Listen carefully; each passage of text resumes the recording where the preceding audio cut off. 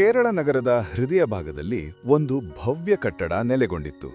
ಅದು ನಗರದ ಹೆಸರಾಂತ ಸಂಸ್ಥೆಗಳಲ್ಲಿ ಒಂದಾದ ದಿವಾನ್ ಸಾಫ್ಟ್ವೇರ್ ಸೊಲ್ಯೂಷನ್ಸ್ ಎಂಬ ಸಂಸ್ಥೆ. ಸಾವಿರಾರು ಯುವಕರ ಕನಸಿನ ಉದ್ಯೋಗದ ತಾಣವಾಗಿದ್ದ ಈ ಸಂಸ್ಥೆ ತನ್ನ ನಿಷ್ಠಾವಂತ ಸೇವೆ ಮತ್ತು ಶಿಸ್ತಿನ ಕಾರ್ಯವಿಧಾನದಿಂದ ಅಪಾರ ಖ್ಯಾತಿಯನ್ನು ಗಳಿಸಿತ್ತು. ಆ ಸಂಸ್ಥೆಯ ಮುಖ್ಯ ಕಾರ್ಯನಿರ್ವಾಹಕಿ ಒಬ್ಬ ಮಹಿಳೆ. ಅವಳ ಹೆಸರು ಅನುಷಾ. ರೂಪದಲ್ಲಿ ಮನೋಹರಳಾಗಿದ್ದರೂ ಸ್ವಭಾವದಲ್ಲಿ ಕಟ್ಟುನಿಟ್ಟಿನ ಶಿಸ್ತು ಮತ್ತು ಗಂಭೀರತೆ ಹೊಂದಿದ್ದಳು. ಕೋಪವೂ ಅವಳ ಸ್ವಭಾವದ ಒಂದು ಭಾಗವಾಗಿತ್ತು. ಬಾಲ್ಯದಿಂದಲೇ ಒಂಟಿತನದಲ್ಲಿ ಬೆಳೆದಿದ್ದ ಅನುಷಾಳಿಗೆ ಸಂಬಂಧಗಳು ಮತ್ತು ಭಾವನೆಗಳ ಬಗ್ಗೆ ವಿಶೇಷ ನಂಬಿಕೆ ಇರಲಿಲ್ಲ. ಅದರಿಂದಲೇ 37 ವರ್ಷ ವಯಸ್ಸಾಗಿದ್ದರೂ ಅವಳು ಮದುವೆಯಾಗಿರಲಿಲ್ಲ. ಅವಳ ದೃಷ್ಟಿಯಲ್ಲಿ ಜೀವನದ ಉದ್ದೇಶ ಒಂದೇ: ಹಣ ಸಂಪಾದಿಸುವುದು, ಹೆಸರು ಗಳಿಸುವುದು ಮತ್ತು ಸಾಧನೆಯ ಶಿಖರ ತಲುಪುವುದು. ಅವಳ ಕಟ್ಟುನಿಟ್ಟಿನ ಶಿಸ್ತು, ನಿರಂತರ ಪರಿಶ್ರಮ ಮತ್ತು ದೂರದೃಷ್ಟಿಯ ನಿರ್ವಹಣೆಯಿಂದ ಅವಳ ಸಂಸ್ಥೆ ನಗರದಲ್ಲಿ ಅತ್ಯುತ್ತಮ ಸೇವೆ ನೀಡುವ ಸಂಸ್ಥೆಯಾಗಿ ಬೆಳೆದಿತ್ತು.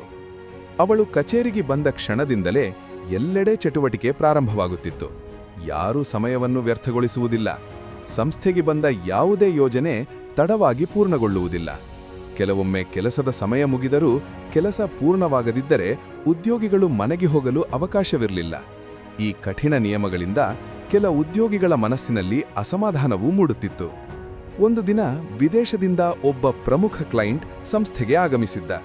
ಅವನಿಗೆ ಒಂದು ಮಹತ್ವದ ಯೋಜನೆಯನ್ನು ಹಸ್ತಾಂತರಿಸಬೇಕಾಗಿತ್ತು. ಕೆಲವು ತಾಂತ್ರಿಕ ಸಮಸ್ಯೆಗಳ ಕಾರಣದಿಂದ ಆ ಯೋಜನೆ ಇನ್ನೂ ಸಂಪೂರ್ಣವಾಗಿರಲಿಲ್ಲ. ಇದರಿಂದ ಕ್ಲೈಂಟ್ ಕಂಪನಿಯ ಬಗ್ಗೆ ಮತ್ತು ಅವರ ಸೇವೆಗಳ ಬಗ್ಗೆ ಅಸಮಾಧಾನ ವ್ಯಕ್ತಪಡಿಸಿದ. ಇದುವರೆಗೆ ಯಾವುದೇ ಗ್ರಾಹಕರಿಂದ ಕೆಟ್ಟ ಅಭಿಪ್ರಾಯವನ್ನು ಕೇಳಿರದ ಅನುಷಾಳಿಗೆ ಅದು ದೊಡ್ಡ ಅವಮಾನ ಎನಿಸಿತು. ಅವಳು ಕ್ಲೈಂಟ್ನ ಬಳಿ ಸ್ವಲ್ಪ ಸಮಯವನ್ನು ಕೇಳಿಕೊಂಡ್ಳು. ಕೋಪದಿಂದ ಕಚೇರಿಗೆ ಹಿಂದಿರುಗಿದ ಅವಳು ತಕ್ಷಣವೇ ಎಲ್ಲ ಉದ್ಯೋಗಿಗಳಿಗೆ ಮೀಟಿಂಗ್ ರೂಮಿಗೆ ಬರಲು ಸೂಚಿಸಿದಳು. ಅವಳ ಕೋಪದ ತೀವ್ರತೆಯನ್ನು ಕಂಡ ಉದ್ಯೋಗಿಗಳು ಪರಸ್ಪರ, ಇಂದು ಕೆಲಸ ಮುಗಿಯುವವರೆಗೂ ಯಾರಿಗೂ ಮನೆಗೆ ಹೋಗಲು ಸಾಧ್ಯವಿಲ್ಲ, ದಯವಿಟ್ಟು ಇದಕ್ಕೆ ಸಹಕರಿಸಿ ಎಂದು ಸಂದೇಶಗಳನ್ನು ಕಳುಹಿಸಿಕೊಂಡರು. ಪ್ರಾಜೆಕ್ಟ್ ತಂಡ ಸಭಾಂಗಣಕ್ಕೆ ಪ್ರವೇಶಿಸಿದ ಕ್ಷಣವೇ ಅನುಷಾಳ ಕೋಪ ಉಕ್ಕಿಬಂತು. ಅವಳ ಮುಂದೆ ಇದ್ದ ಫೈಲುಗಳು ಮತ್ತು ಲ್ಯಾಪ್ಟಾಪ್ಗಳನ್ನು ಅಸಹನೆಯಿಂದ ಬಿಸಾಡುತ್ತಾ ಗಂಭೀರ ಧ್ವನಿಯಲ್ಲಿ, what the hell you guys done? ನಾನು ಈ ಮೊದಲು ಇಂತಹ ಅವಮಾನವನ್ನು ಎದುರಿಸಿಲ್ಲ.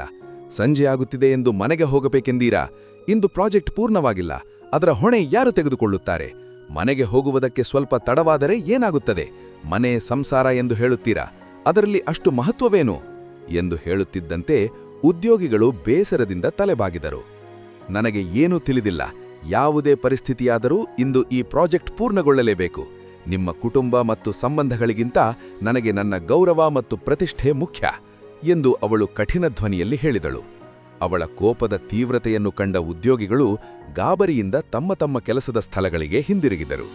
ಕೋಪದಲ್ಲಿದ್ದ ಅನುಷಾ ಮಾತ್ರ ಸಭಾಂಗಣದ ಕಿಟಕಿಯ ಬಳಿಯಲ್ಲಿ ನಿಂತು ಹೊರಗೆ ನೋಡುವುದರಲ್ಲಿ ತಲ್ಲೀನಳಾಗಿದ್ದಳು. ಅಷ್ಟರಲ್ಲಿ ಒಂದು ಚಿಕ್ಕ ಬಾಲಕ ನಿಧಾನವಾಗಿ ಸಭಾಂಗಣದ ಬಾಗಿಲನ್ನು ತಳ್ಳಿ ಒಳಗೆ ಬಂದ. ಅವನ ಕೈಯಲ್ಲಿ ಒಂದು ನೀರಿನ ಬಾಟಲಿ ಇತ್ತು. ಅವನು ನಗುತ್ತಾ ಅನುಷಾಳ ಮುಂದೆ ಬಂದು, ಆಂಟಿ, ತಗೊಳ್ಳಿ, ನೀವು ನೀರು ಕುಡಿಯಿರಿ ಎಂದು ಹೇಳಿದ. ಕೋಪದಲ್ಲಿದ್ದ ಅನುಷಾ ಕ್ಷಣಕಾಲ ಅವನತ್ತ ಕಟುವಾಗಿ ನೋಡಿದಳು. ಆ ಬಾಲಕ ಮತ್ತೆ ಮೃದುವಾಗಿ ಹೇಳಿದ, ತುಂಬಾ ಕೋಪ ಮಾಡಿದರೆ ಆರೋಗ್ಯಕ್ಕೆ ಒಳ್ಳೆಯದಲ್ಲ. ಬ್ಲಡ್ ಪ್ರೆಷರ್ ಹೆಚ್ಚಾಗುತ್ತದೆ. ಅದರಿಂದ ಅಪಾಯವೂ ಸಂಭವಿಸಬಹುದು. ನಮ್ಮ ಅಮ್ಮ ಕೂಡ ಹಾರ್ಟ್ ಅಟ್ಯಾಕ್ನಿಂದ ತೀರಿಕೊಂಡರು. ಮೊದಲು ನೀರು ಕುಡಿಯಿರಿ, ನಂತರ ಶಾಂತವಾಗಿರಿ. ಆ ಬಾಲಕನ ಸರಳ ಮಾತುಗಳು ಅನುಷಾಳ ಮನಸ್ಸಿಗೆ ತಟ್ಟಿದವು. ಅವಳು ಅವನ ಕೈಯಲ್ಲಿದ್ದ ಬಾಟಲಿಯನ್ನು ತೆಗೆದುಕೊಂಡು ಸ್ವಲ್ಪ ನೀರು ಕುಡಿದಳು. ಸ್ವಲ್ಪ ಆರಾಮ ಕಂಡ ಅನುಷಾ ಪಕ್ಕದಲ್ಲೇ ಇದ್ದ ಕುರ್ಚಿಯಲ್ಲಿ ಕುಳಿತು ಮೃದುವಾಗಿ ಮಗುವಿನ ಕೈ ಹಿಡಿದು, ಮಗು, ನೀನು ಯಾರು? ಇಲ್ಲಿ ಯಾಕೆ ಬಂದೆ ಎಂದು ಕೇಳಿದಳು. ಅಷ್ಟರಲ್ಲಿ ಒಬ್ಬ ಉದ್ಯೋಗಿ ಆತುರದಿಂದ ಮೀಟಿಂಗ್ ರೂಮ್ ಒಳಗೆ ಬಂದ. ಅವನ ಹೆಸರು ಮಹೇಶ್. ರೂಮ್ನಲ್ಲಿ ಹುಡುಗನನ್ನು ಕಂಡು ಗಾಬರಿಯಾದನು. ಕ್ಷಮಿಸಿ ಮೇಡಮ್, ಅವನು ನನ್ನ ಮಗು. ನಾನವನನ್ನು ಹೊರಗೆ ಇರಲು ಹೇಳಿದ್ದೆ. ಹೇಗೋ ತಿಳಿಯದೆ ಒಳಗೆ ಬಂದಿದ್ದಾನೆ ಎಂದು ಆತಂಕದಿಂದ ಹೇಳಿದ. ಅದನ್ನು ಕೇಳಿದ ಅನುಷಾ ನಗುತ್ತಾ ಹೇಳಿದಳು, ಮಹೇಶ್, ಗಾಬರಿಯಾಗಬೇಡ. ಅವನಿಂದ ನನಗೆ ಯಾವುದೇ ತೊಂದರೆಯಾಗಿಲ್ಲ. ಬದಲಾಗಿ ಅವನು ನನ್ನ ಮನಸ್ಸಿನ ಒತ್ತಡವನ್ನು ಒಂದು ಕ್ಷಣದಲ್ಲಿ ಕಡಿಮೆ ಮಾಡಿಬಿಟ್ಟ. ಮಹೇಶ್ ಆಶ್ಚರ್ಯದಿಂದ ಅವಳತ್ತ ನೋಡಿದ. ಸ್ವಲ್ಪ ಸಮಯದ ಹಿಂದಿನ ಕೋಪ ಎಲ್ಲಿಗೆ ಹೋಯಿತು ಎಂದು ಯೋಚಿಸುತ್ತಾ ನಿಂತನು. ಮೇಡಮ್, ನಿಮ್ಮ ಮುಖದಲ್ಲಿ ನಗು ಕಾಣುವುದು ನಾನು ಮೊದಲ ಬಾರಿಗೆ ನೋಡುತ್ತಿದ್ದೇನೆ ಎಂದನು. ಆ ನಡುವೆ ಬಾಲಕ ಆಟವಾಡುತ್ತಾ ಹೊರಗೆ ಓಡಿಹೋದನು. ಅನುಷಾ ಮಹೇಶ್ ಕಡೆ ನೋಡುತ್ತಾ ಹೇಳಿದಳು, ಹೌದು ಮಹೇಶ್, ನಿನ್ನ ಮಗನ ಮಾತು, ಅವನ ನಗುಮುಖ ಮತ್ತು ಅವನ ಮುಗ್ಧತೆ ನನ್ನ ಈ ನಗುವಿಗೆ ಕಾರಣ. ನಿಜವಾಗಲೂ ನೀನು ಬಹಳ ಭಾಗ್ಯವಂತ. ನಿನಗೆ ಇಷ್ಟು ಮುದ್ದಾದ ಮಗ ಇದ್ದಾನೆ. ಅಂದರೆ ನಿನ್ನ ಹೆಂಡತಿಯೂ ಒಳ್ಳೆಯವಳೇ ಇರಬೇಕು. ಅವರನ್ನೊಮ್ಮೆ ನೋಡಬೇಕೆನಿಸುತ್ತದೆ ಎಂದು ಹೇಳುತ್ತಿದ್ದಂತೆ ಮಹೇಶ್ನ ಮುಖ ಮಂಕು ಮೂಡಿತು. ಇಲ್ಲ ಮೇಡಮ್, ನನ್ನ ಹೆಂಡತಿ ಹಣದ ಆಸೆಯಿಂದ ನಮ್ಮನ್ನು ಬಿಟ್ಟು ಹೋದಳು. ಆ ವಿಷಯ ಇವನಿಗೆ ತಿಳಿಯಬಾರದೆಂಬುದರಿಂದ ಅವಳು ತೀರಿಕೊಂಡಳು ಎಂದು ಹೇಳಿದ್ದೇನೆ. ಆ ದಿನದಿಂದ ಈ ಮಗನೇ ನನ್ನ ಜೀವನದ ಎಲ್ಲವೂ. ಅದು ಕೇಳಿ ಅನುಷಾ ಕೆಲವು ಕ್ಷಣ ಮೌನವಾಗಿ ಬಿಟ್ಟಳು. ಸ್ವಲ್ಪ ಸಮಯದ ನಂತರ ಅವಳು ನಿಧಾನವಾಗಿ ಹೇಳಿದಳು, ಮಹೇಶ್, ಇಷ್ಟು ವರ್ಷ ನಾನು ಹಣ ಮತ್ತು ಹೆಸರು ಗಳಿಸುವುದೇ ಜೀವನ ಎಂದು ಭಾವಿಸಿದ್ದೆ. ಆದರೆ ಇಂದು ತಿಳಿದಿತು, ನಿಜವಾದ ಸಂತೋಷ ಸಂಬಂಧಗಳಲ್ಲಿದೆ. ನನಗೆ ಇದು ತಿಳಿಯಲು ನಿನ್ನ ಮಗನೇ ಕಾರಣನಾದ. ಮಹೇಶ್ ಸ್ವಲ್ಪ ಭಯಭೀತ ಧ್ವನಿಯಲ್ಲಿ ಹೇಳಿದ, ಮೇಡಮ್, ನೀವು ಏನು ಅನಿಸಿಕೊಳ್ಳುತ್ತೀರೋ ಗೊತ್ತಿಲ್ಲ, ಆದರೆ ನನ್ನದೊಂದು ಪ್ರಶ್ನೆ ಇದೆ. ಅನುಷಾ ನಗುತ್ತಾ ಹೇಳಿದಳು, ಕೇಳು ಮಹೇಶ್, ನಿನ್ನ ಪ್ರಶ್ನೆಗೆ ಉತ್ತರಿಸಲು ನನಗೆ ಯಾವುದೇ ಅಡಚಣೆ ಇಲ್ಲ. ನಾನು ಈ ಕಂಪನಿಗೆ ಉದ್ಯೋಗಿಯಾಗಿ ಸೇರಿದ ದಿನದಿಂದಲೇ ಒಂದು ವಿಷಯ ಗಮನಿಸುತ್ತಿದ್ದೇನೆ.